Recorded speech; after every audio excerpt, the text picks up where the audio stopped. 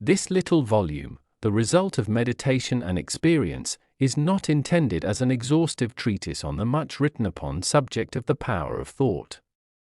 It is suggestive rather than explanatory, its object being to stimulate men and women to the discovery and perception of the truth that they themselves are makers of themselves. By virtue of the thoughts which they choose and encourage, that mind is the master weaver, both of the inner garment of character and the outer garment of circumstance, and that, as they may have hitherto woven in ignorance and pain, they may now weave in enlightenment and happiness. Chapter 1, Thought and Character. The aphorism, as a man thinketh in his heart, so is he, not only embraces the whole of a man's being, but is so comprehensive as to reach out to every condition and circumstance of his life. A man is literally what he thinks, his character being the complete sum of all his thoughts. As the plant springs from, and could not be without, the seed, so every act of a man springs from the hidden seeds of thought, and could not have appeared without them. This applies equally to those acts called spontaneous and unpremeditated as to those which are deliberately executed. Act is the blossom of thought, and joy and suffering are its fruits. Thus does a man garner in the sweet and bitter fruitage of his own husbandry. Thought in the mind hath made us.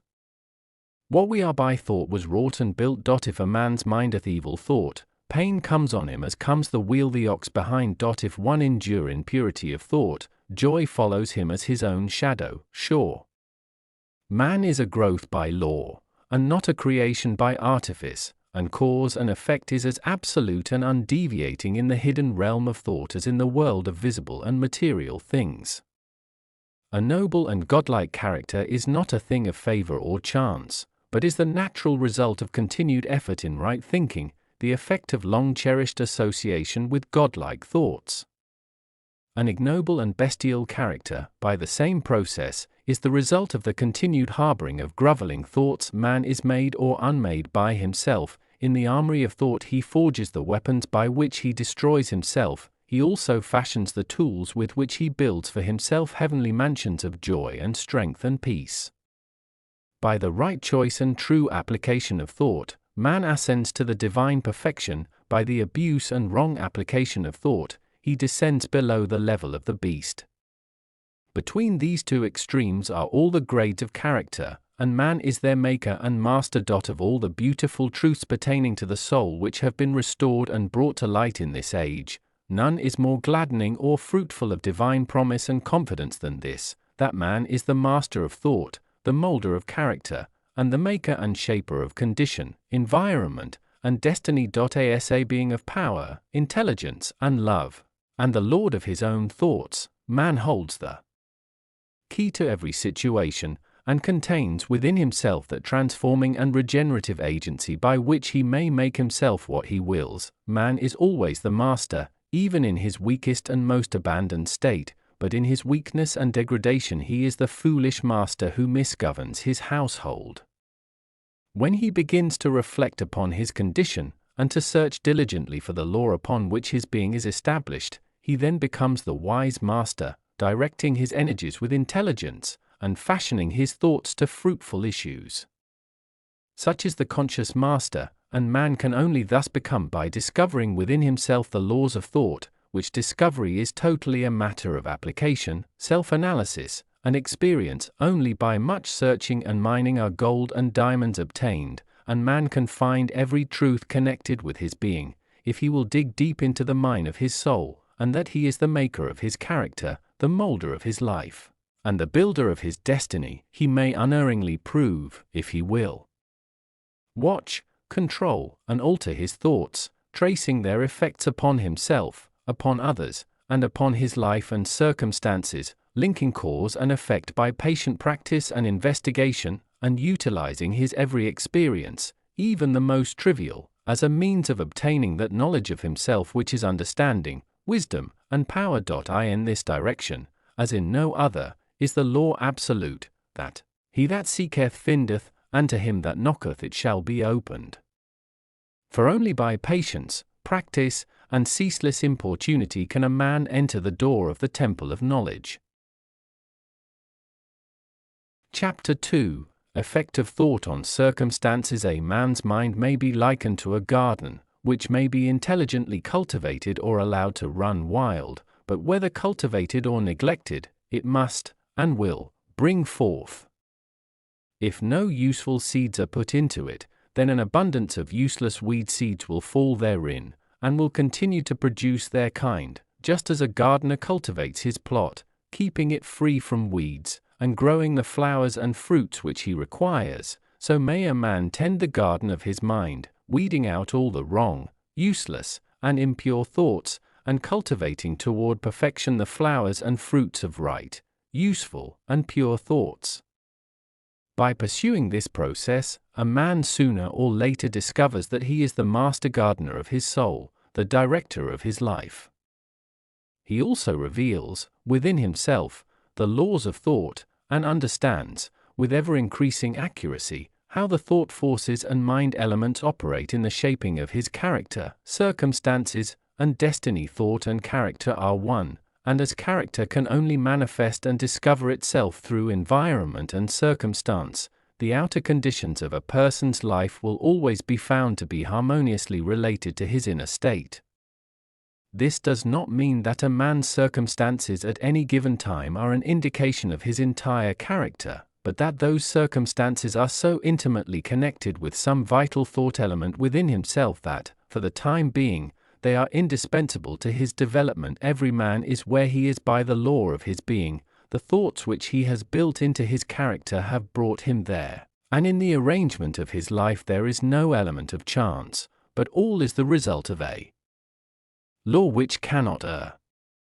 This is just as true of those who feel out of harmony with their surroundings as of those who are contented with them. As a progressive and evolving being, man is where he is that he may learn, that he may grow, and as he learns the spiritual lesson which any circumstance contains for him, it passes away and gives place to other circumstances. Man is buffeted by circumstances so long as he believes himself to be the creature of outside conditions, but when he realizes that he is a creative power, and that he may command the hidden soil and seeds of his being out of which circumstances grow, he then becomes the rightful master of himself. That circumstances grow out of thought every man knows who has for any length of time practiced self-control and self-purification, for he will have noticed that the alteration in his circumstances has been in exact ratio with his altered mental condition. So true is this that when a man earnestly applies himself to remedy the defects in his character, and makes swift and marked progress, he passes rapidly through a succession of vicissitudes. The soul attracts that which it secretly harbors, that which it loves, and also that which it fears. It reaches the height of its cherished aspirations, it falls to the level of its unchastened desires, and circumstances are the means by which the soul receives its own. Every thought seed sown or allowed to fall into the mind, and to take root there, produces its own, blossoming sooner or later into act, and bearing its own fruitage of opportunity and circumstance. Good thoughts bear good fruit, bad thoughts bad fruit. The outer world of circumstance shapes itself to the inner world of thought, and both pleasant and unpleasant external conditions are factors which make for the ultimate good of the individual. As the reaper of his own harvest, man learns both by suffering and bliss, following the inmost desires, aspirations, thoughts, by which he allows himself to be dominated, pursuing the will-o'-the-wisps of impure imagining or steadfastly walking the highway of strong and high endeavor. A man at last arrives at their fruition and fulfillment in the outer conditions of his life. The laws of growth and adjustment everywhere obtain. A man does not come to the almshouse or the jail by the tyranny of fate or circumstance, but by the pathway of groveling thoughts and base desires. Nor does a pure-minded man fall suddenly into crime by stress of any mere external force. The criminal thought had long been secretly fostered in the heart, and the hour of opportunity revealed its gathered power. Circumstance does not make the man, it reveals him to himself. No such conditions can exist as descending into vice and its attendant sufferings apart from vicious inclinations, or ascending into virtue and its pure happiness without the continued cultivation of virtuous aspirations, and man, therefore, as the Lord and Master of thought, is the maker of himself, the shaper and author of environment.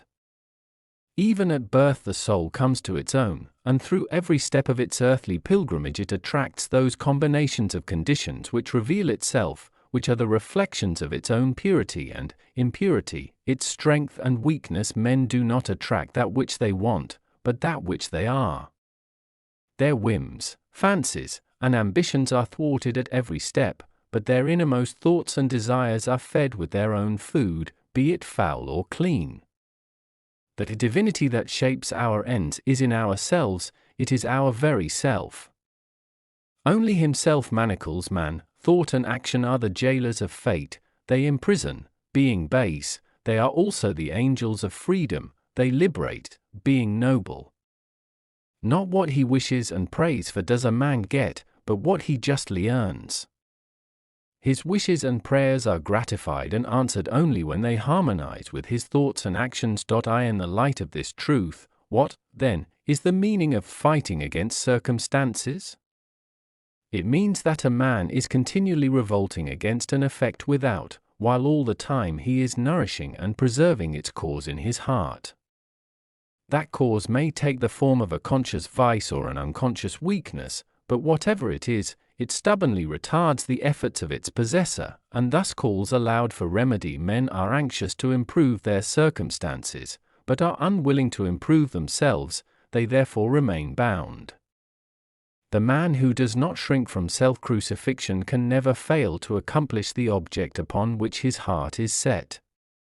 This is as true of earthly as of heavenly things.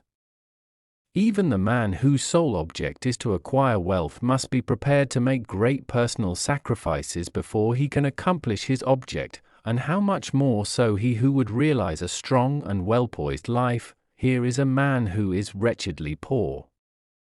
He is extremely anxious that his surroundings and home comforts should be improved, yet all the time he shirks his work, and considers he is justified in trying to deceive his employer on the ground of the insufficiency of his wages. Such a man does not understand the simplest rudiments of those principles which are the basis of true prosperity, and is not only totally unfitted to rise out of his wretchedness, but is actually attracting to himself a still deeper wretchedness by dwelling in, and acting out, indolent, deceptive, and unmanly thoughts. Here is a rich man who is the victim of a painful and persistent disease as the result of gluttony. He is willing to give large sums of money to get rid of it, but he will not sacrifice his gluttonous desires. He wants to gratify his taste for rich and unnatural viands and have his health as well. Such a man is totally unfit to have health, because he has not yet learned the first principles of a healthy life. Here is an employer of labor who adopts crooked measures to avoid paying the regulation wage, and, in the hope of making larger profits, reduces the wages of his workpeople.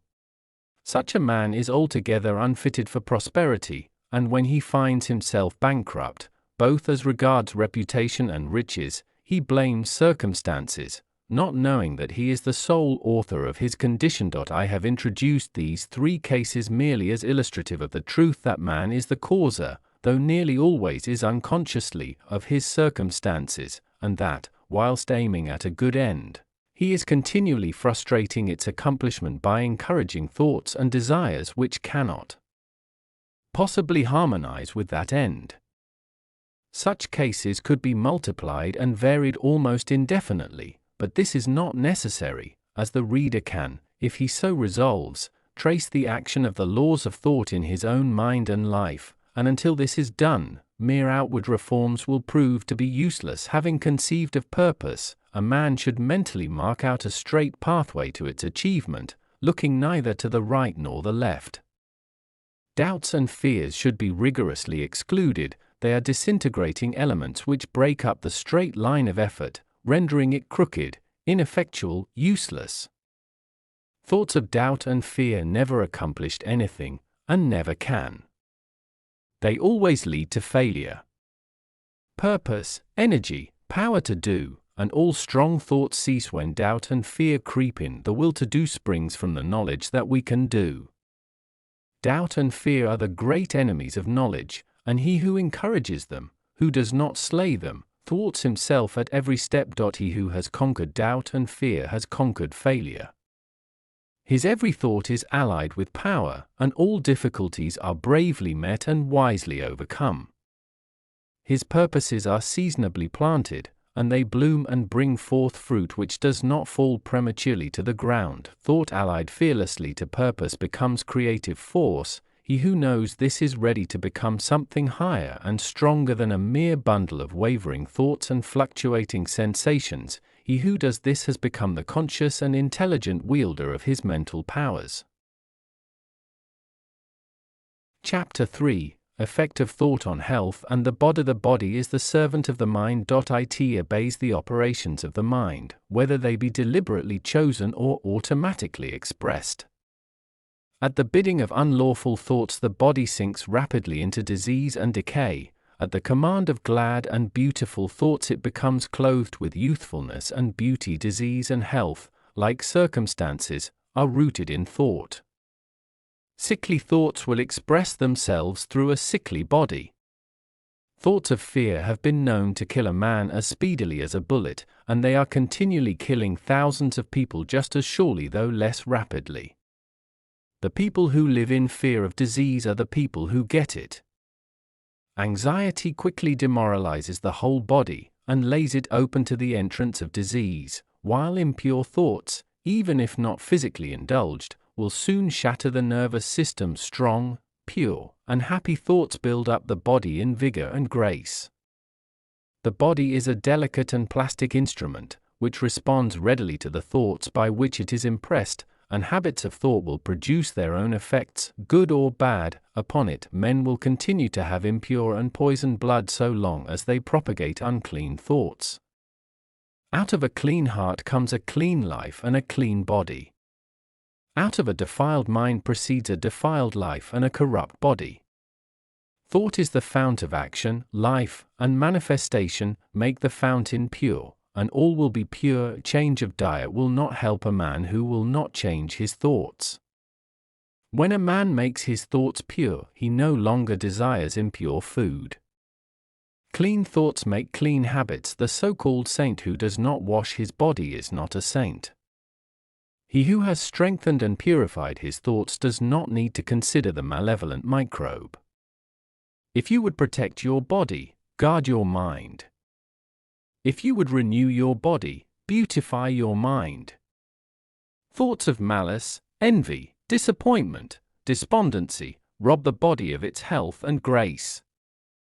A sour face does not come by chance, it is made by sour thoughts. Wrinkles that mar are drawn by folly, passion, pride. I know a woman of 96 who has the bright, innocent face of a girl. I know a man well under middle age whose face is drawn into inharmonious contours. The one is the result of a sweet and sunny disposition, the other is the outcome of passion and discontent. As you cannot have a sweet and wholesome abode unless you admit the air and sunshine freely into your rooms, so a strong body and a bright, happy, or serene countenance can only result from the free admittance into the mind of thoughts of joy and goodwill and serenity. On the faces of the aged there are wrinkles made by sympathy, others by strong and pure thought, others are carved by passion. Who cannot distinguish them? With those who have lived righteously, age is calm, peaceful, and softly mellowed, like the setting sun. I have recently seen a philosopher on his deathbed. He was not old except in years. He died as sweetly and peacefully as he had lived. There is no physician like cheerful thought for dissipating the ills of the body. There is no comforter to compare with goodwill for dispersing the shadows of grief and sorrow. To live continually in thoughts of ill will, cynicism, suspicion, and envy is to be confined in a self-made prison hole. But to think well of all, to be cheerful with all, to patiently learn to find the good in all, such unselfish thoughts are the very portals of heaven, and to dwell day by day in thoughts of peace toward every creature will bring abounding peace to their possessor. Chapter 4: Thought and Purpose. Until thought is linked with purpose, there is no intelligent accomplishment. With the majority, the bark of thought is allowed to drift upon the ocean of life. Aimlessness is a vice, and such drifting must not continue for him who would steer clear of catastrophe and destruction. They who have no central purpose in their life fall an easy prey to petty worries, fears, troubles, and self-pityings, all of which are indications of weakness, which lead, just as surely as deliberately planned sins, though by a different route, to failure, unhappiness, and loss. For weakness cannot persist in a power-evolving universe. A man should conceive of a legitimate purpose in his heart, and set out to accomplish it. He should make this purpose the centralizing point of his thoughts. It may take the form of a spiritual ideal, or it may be a worldly object, according to his nature at the time being, but whichever it is, he should steadily focus his thought forces upon the object which he has set before him. He should make this purpose his supreme duty, and should devote himself to its attainment, not allowing his thoughts to wander away into ephemeral fancies, longings, and imaginings. This is the royal road to self-control and true concentration of thought. Even if he fails again and again to accomplish his purpose, as he necessarily must until weakness is overcome, the strength of character gained will be the measure of his true success, and this will form a new starting point for future power and triumph. Those who are not prepared for the apprehension of a great purpose should fix the thoughts upon the faultless performance of their duty, no matter how insignificant their task may appear. Only in this way can the thoughts be gathered and focused, and resolution and energy be developed, which being done, there is nothing which may not be accomplished. The weakest soul, knowing its own weakness, and believing this truth, that strength can only be developed by effort and practice, will, thus believing, at once begin to exert itself, and adding effort to effort, patience to patience, and strength to strength, will never cease to develop, and will at last grow divinely strong. As the physically weak man can make himself strong by careful and patient training, so the man of weak thoughts can make them strong by exercising himself in right thinking. To put away aimlessness and weakness, and to begin to think with purpose, is to enter the ranks of those strong ones who only recognize failure as one of the pathways to attainment, who make all conditions serve them, and who think strongly, attempt fearlessly, and accomplish masterfully. Having conceived his purpose, a man should mentally mark out a straight pathway to its achievement, looking neither to the right nor the left. Doubts and fears should be rigorously excluded. They are disintegrating elements which break up the straight line of effort, rendering it crooked, ineffectual, and useless. Thoughts of doubt and fear never accomplished anything, and never can. They always lead to failure, purpose, energy, power to do, and all strong thoughts cease when doubt and fear creep in. The will to do springs from the knowledge that we can do. Doubt and fear are the great enemies of knowledge, and he who encourages them, who does not slay them, thwarts himself at every step. He who has conquered doubt and fear has conquered failure.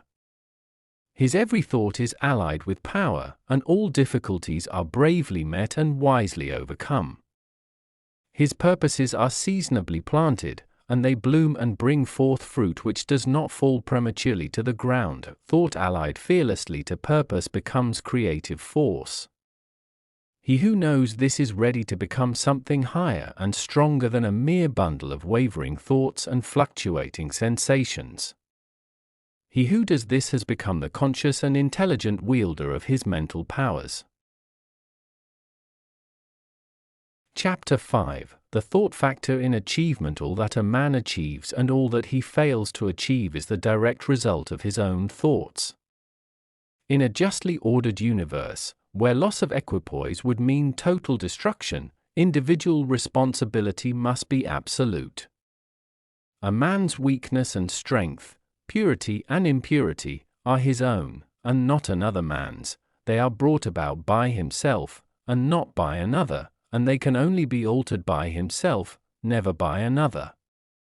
His condition is also his own, and not another man's. His suffering and his happiness are evolved from within.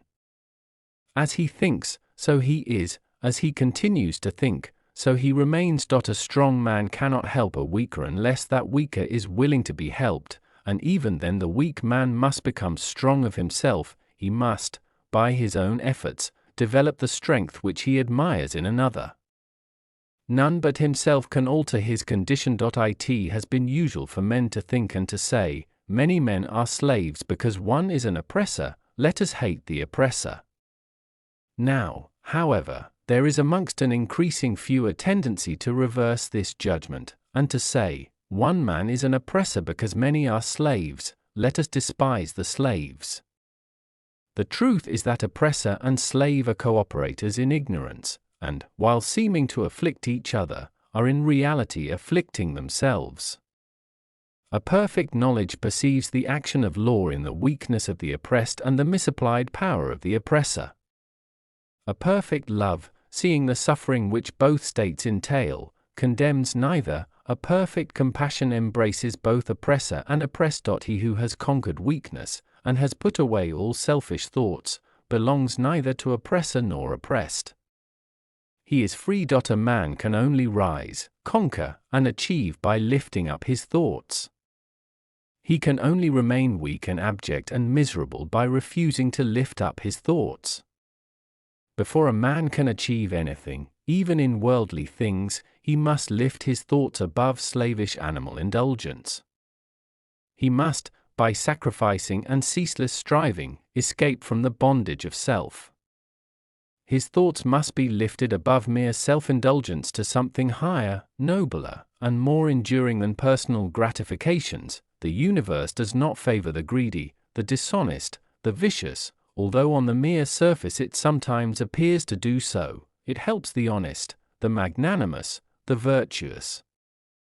All the great teachers of the ages have declared this in varying forms, and to prove and know it a man has but to persist in making himself more and more virtuous by lifting up his thoughts. Intellectual achievements are the result of thought consecrated to the search for knowledge, or for the beautiful and true in life and nature. Such achievements may be sometimes connected with vanity and ambition, but they are not the outcome of those characteristics. They are the natural outgrowth of long and arduous effort, and of pure and unselfish thoughts. Spiritual achievements are the consummation of holy aspirations. He who lives constantly in the conception of noble and lofty thoughts, who dwells upon all that is pure and unselfish, will, as surely as the sun reaches its zenith and the moon its full, become wise and noble in character, and rise into a position of influence and blessedness. Achievement, of whatever kind, is the crown of effort, the diadem of thought. By the aid of self-control, resolution, purity, righteousness, and well-directed thought, a man ascends. By the aid of animality, indolence, impurity, corruption, and confusion of thought, a man descends. A man may rise to high success in the world, and even to lofty altitudes in the spiritual realm, and again descend into weakness and wretchedness by allowing arrogant, selfish, and corrupt thoughts to take possession of him. Victories attained by right thought can only be maintained by watchfulness. Many give way when success is assured, and rapidly fall back into failure. All achievements, whether in the business, intellectual, or spiritual world, are the result of definitely directed thought, are governed by the same law, and are of the same method. The only difference lies in the object of attainment. He who would accomplish little must sacrifice little. He who would achieve much must sacrifice much. He who would attain highly must sacrifice greatly.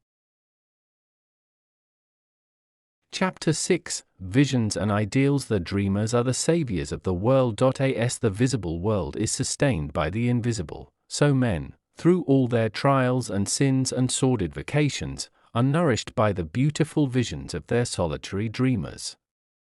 Humanity cannot forget its dreamers, it cannot let their ideals fade and die. It lives in them, it knows them as the realities which it shall one day see and know. Composers, sculptors, painters, poets, prophets, sages, these are the makers of the afterworld, the architects of heaven. The world is beautiful because they have lived. Without them, laboring humanity would perish. He who cherishes a beautiful vision, a lofty ideal in his heart, will one day realize it. Columbus cherished a vision of another world, and he discovered it. Copernicus fostered the vision of a multiplicity of worlds and a wider universe, and he revealed it. Buddha beheld the vision of a spiritual world of stainless beauty and perfect peace, and he entered into it. Cherish your visions, cherish your ideals, cherish the music that stirs in your heart, the beauty that forms in your mind, the loveliness that drapes your purest thoughts, for out of them will grow all delightful conditions, all heavenly environment. Of these, if you but remain true to them, your world will at last be built. To desire is to obtain, to aspire is to achieve. Shall man's basest desires receive the fullest measure of gratification, and his purest aspirations starve for lack of sustenance? Such is not the law, such a condition of things can never obtain, ask and receive. Dream lofty dreams, and as you dream, so shall you become. Your vision is the promise of what you shall one day be. Your ideal is the prophecy of what you shall at last unveil. The greatest achievement was at first and for a time a dream. The oak sleeps in the acorn, the bird waits in the egg, and in the highest vision of the soul a waking angel stirs. Dreams are the seedlings of realities. Your circumstances may be uncongenial, but they shall not long remain so if you but perceive an ideal and strive to reach it. You cannot travel within and stand still without. Here is a youth hard pressed by poverty and labor, confined long hours in an unhealthy workshop, unschooled, and lacking all the arts of refinement. But he dreams of better things. He thinks of intelligence, of refinement, of grace and beauty. He conceives of, mentally builds up, an ideal condition of life. The vision of a wider liberty and a larger scope takes possession of him. Unrest urges him to action, and he utilizes all his spare time and means, small though they are, to the development of his latent powers and resources. Very soon, so altered has his mind become that the workshop can no longer hold him. It has become so out of harmony with his mentality that it falls out of his life as a garment is cast aside, and, with the growth of opportunities which fit the scope of his expanding powers, he passes out of it forever. Years later we see this youth as a full-grown man. We find him a master of certain forces of the mind which he wields with worldwide influence and almost unequaled power. In his hands he holds the cords of gigantic responsibilities. He speaks, and lo, lives are changed. Men and women hang upon his words and remold their characters, and, sun-like, he becomes the fixed and luminous center around which innumerable destinies revolve. He has realized the vision of his youth. He has become one with his ideal, and you, too, youthful reader, will realize the vision, not the idle wish, of your heart, be it base or beautiful, or a mixture of both, for you will always gravitate toward that which you, secretly, most love. Into your hands will be placed the exact results of your thoughts. You will receive that which you earn, no more, no less. Whatever your present environment may be, you will fall, remain, or rise with your thoughts, your vision, your ideal. You will become as small as your controlling desire, as great as your dominant aspiration. In the beautiful words of Stanton Cackham Davis, you may be keeping accounts, and presently you shall walk out of the door that for so long has seemed to you the barrier of your ideals, and shall find yourself before an audience, the pen still behind your ear, the ink stains on your fingers, and then and there shall pour out the torrent of your inspiration. You may be driving sheep, and you shall wander to the city, bucolic and open-mouthed, shall wander under the intrepid guidance of the Spirit into the studio of the Master, and after a time he shall say, I have nothing more to teach you. And now you have become the Master, who did so recently dream of great things while driving sheep. You shall lay down the saw and the plane to take upon yourself the regeneration of the world. The thoughtless, the ignorant, and the indolent, seeing only the apparent effects of things and not the things themselves, talk of luck, of fortune, and chance. Seeing a man grow rich, they say, "How lucky he is." Observing another become intellectual, they exclaim, "How highly favored he is." And noting the saintly character and wide influence of another, they remark, "How chance helps him at every turn." They do not see the trials and failures and struggles which these men have voluntarily encountered in order to gain their experience, have no knowledge of the sacrifices they have made, of the undaunted efforts they have put forth, of the faith they have exercised that they might overcome the apparently insurmountable, and realize the vision of their heart. They do not know the darkness and the heartaches, they only see the light and joy, and call it luck. Do not see the long and arduous journey, but only behold the pleasant goal, and call it good fortune. Do not understand the process, but only perceive the result, and call it good chance. In all human affairs there are efforts, and there are results, and the strength of the effort is the measure of the result. Chance is not.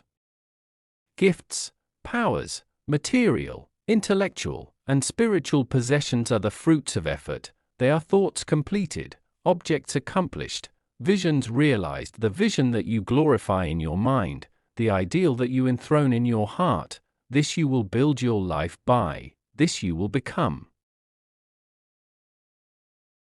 Chapter 7, Serenity. Calmness of mind is one of the beautiful jewels of wisdom. It is the result of long and patient effort in self-control. Its presence is an indication of ripened experience and of a more than ordinary knowledge of the laws and operations of thought. A man becomes calm in the measure that he understands himself as a thought-evolved being, for such knowledge necessitates the understanding of others as the result of thought, and as he develops a right understanding, and sees more and more clearly the internal relations of things by the action of cause and effect, he ceases to fuss and fume and worry and grieve, and remains poised, steadfast, serene. The calm man, having learned how to govern himself, knows how to adapt himself to others, and they, in turn, reverence his spiritual strength, and feel that they can learn from him and rely upon him. The more tranquil a man becomes, the greater is his success, his influence, his power for good.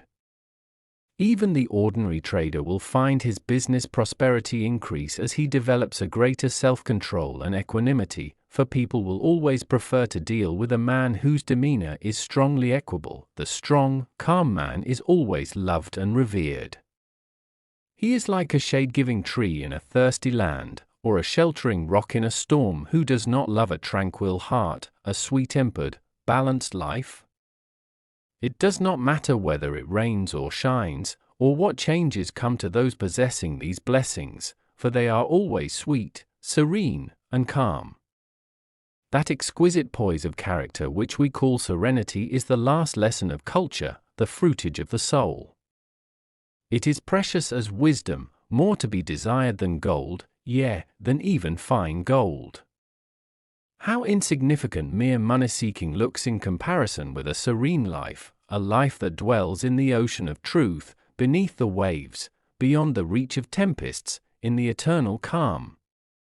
How many people we know who sour their lives, who ruin all that is sweet and beautiful by explosive tempers, who destroy their poise of character, and make bad blood.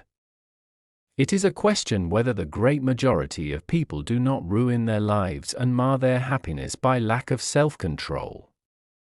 How few people we meet in life who are well balanced, who have that exquisite poise which is characteristic of the finished character.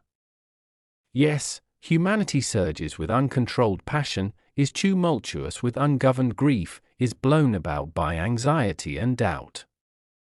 Only the wise man, only he whose thoughts are controlled and purified, makes the winds and the storms of the soul obey him. Tempest-tossed souls, wherever you may be, under whatsoever conditions you may live, know this: in the ocean of life the isles of blessedness are smiling, and the sunny shore of your ideal awaits your coming. Keep your hand firmly upon the helm of thought.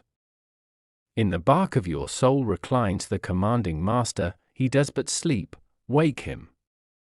Self-control is strength, right thought is mastery, calmness is power. Say unto your heart, peace, be still. As a Man Thinketh is not a book of abstract philosophy, but a timeless reminder of the simple truth: as you think, so shall you be. James Allen teaches us that our thoughts shape our character, and our character shapes our destiny. Every action, every habit, every circumstance grows out of the seeds we plant in the garden of the mind. If we harbor doubt, fear, and selfish desires, our lives will reflect them in failure and suffering.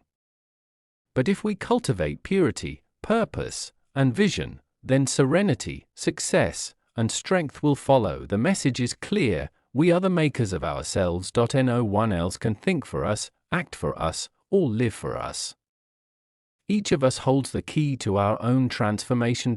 So guard your thoughts, cherish your ideals, and walk with calm determination.